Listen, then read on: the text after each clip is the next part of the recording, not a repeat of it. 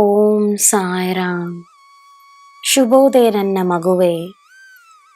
ನಿನ್ನ ಈ ದಿನ ನಿನ್ನ ಜನ್ಮದಿನದ ಹಾಗೆ ನಿನ್ನ ಜೀವನದಲ್ಲಿ ಹೊಸ ಬೆಳಕನ್ನು ತರಲಿ.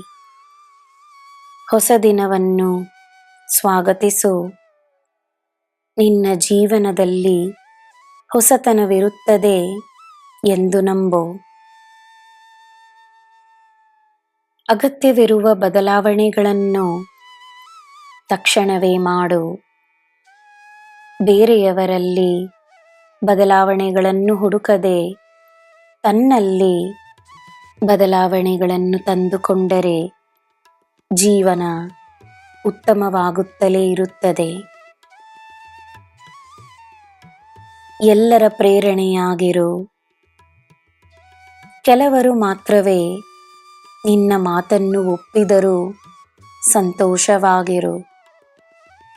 ನೀನು ಯಾರೆಂದು ನನಗೆ ತಿಳಿದಿದೆ. ನಿನ್ನ ದಿನ ಶುಭವಾಗಿರಲಿ.